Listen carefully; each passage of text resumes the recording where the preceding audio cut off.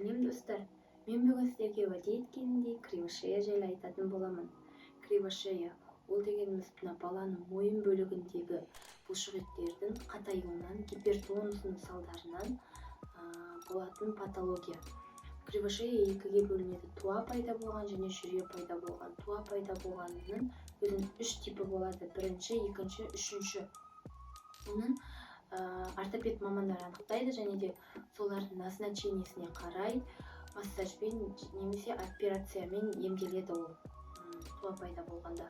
Ал жүре пайда болған ол баланың бір жақ анасы бір жақ омырауымен емсіре бергенінің әсерінен және де бала іште жатқанда бір жаққа қарауға бейім болады. Және де дүние есігін ашқаннан кейін де сол жаққа қарай беретін болса, оны ата-анасы қадағаламаса, сол жағына бейімделіп кететін болады, қатайып кететін болады мойнындағы бұлшықеттер. Сол себепті кривошея пайда болады. Кривошея еміне келетін болсақ, массаж және міндетті түрде электрофорез, йодпен немесе кальциймен деген сияқты. Және де кривошеяның салдарынан мына мойын бөлігіндегі нерв талшықтары қысылып қалады. Яғни айтқанда, бұлшықеттердің қатаюынан нервтер қысылып қалады. Одан кейін балаға ауа оттегі дұрыс бармайды и бала гипоксияға ұшырайды. Ойлау қабілеті тез дамымайды, нашар дамитын болады. Сол үшін кривошеяны емдеп тастаңыздар. Егер де тым жағдай болмаса, массажист шақыруға үй жағдайында да емдеңіздер.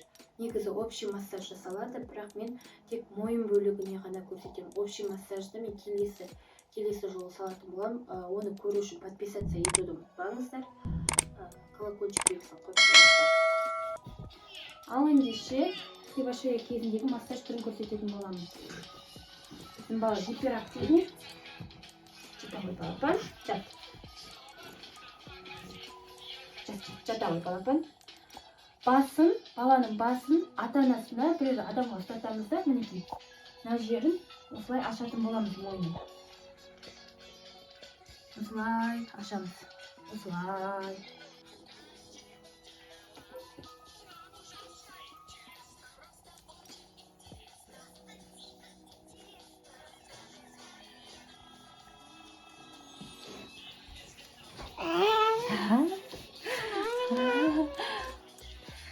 Баланың мына бөліктерін жай уқалаймыз. Бұл себебі қатты баспаймыз. Себебі бұл жерде майда қан тамырлар болады. Жарып жеріміз мүмкін. Солай мінекей. Бұғанаға дейін осылай уқалай береміз. Осылай уқалаймыз.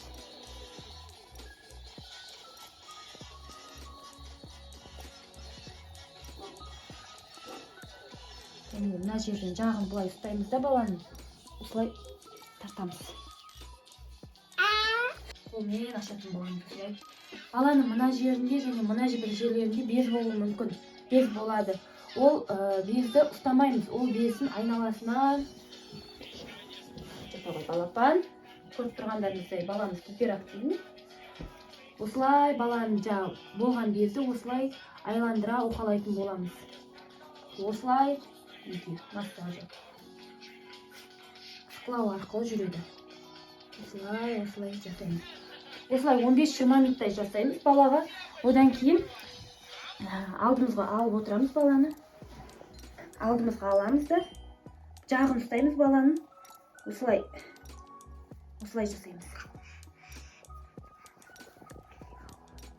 Осылай жасағаннан кейін баланың келесі иығында міндетті түрде жасаймыз. Оны жасамайтын болсаңыз, бала керісінше мына бетіне қисайып кетеді. Бірақ енді прям 15-20 минут емес, 5-10 минуттай жасайтын боламыз. Ал достар, массажымыз біткеннен кейін біз бандаж байлауымыз қажет. Бандажды үй жағдайында қалай жасауды, қалай байлауды алдыңғы видеомда көрсеткен болатын. Кіріп көріңіздер. Келесі видеоны жіберіп алмас үшін маған тіркеліп тұрыңыздар. Колокольчик баста кетіңіздер. Лайк, комментарий күтем. Егер сіздерге түсініксіз болып қалған жағдайда маған жазыңыздар. Мен қайта түсіндіруге дайынмын сіздерге.